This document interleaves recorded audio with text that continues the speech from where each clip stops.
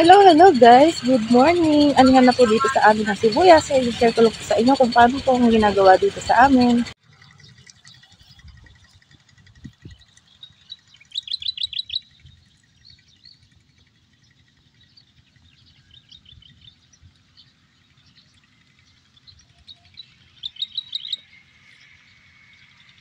Ayan po ang ating mga sibuyas.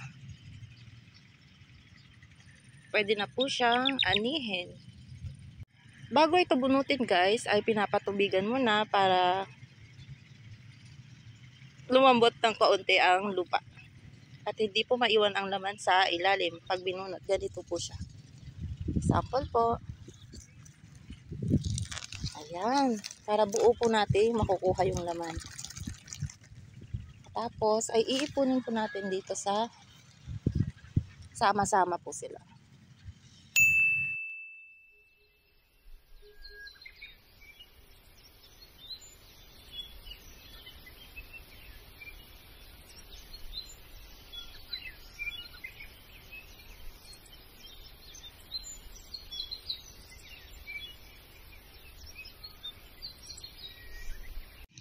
Ayan na sila guys.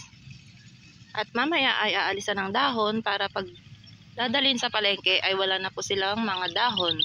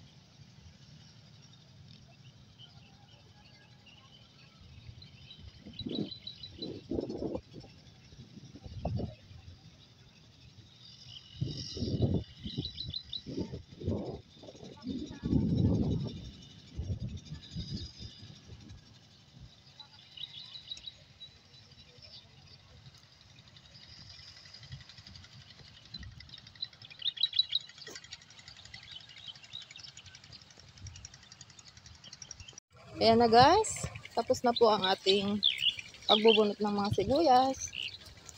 At yung iba po ay natanggalan na rin ng mga dahon. Ganito po ang ginagawa. Pag natanggalan na po ng dahon ay nilalagay po sa sako. Ang mga dahon po ay may iwan na lang dito sa bukid, pagiging pataba.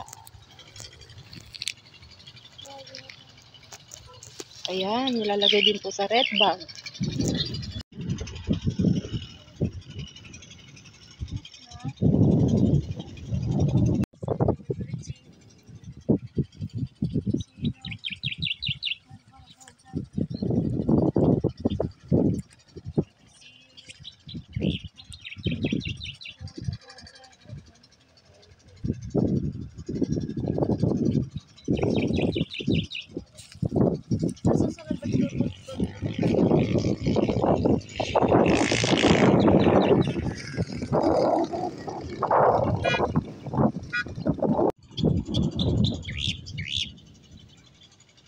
Ayan, ready na po ang ating mga sibuyas.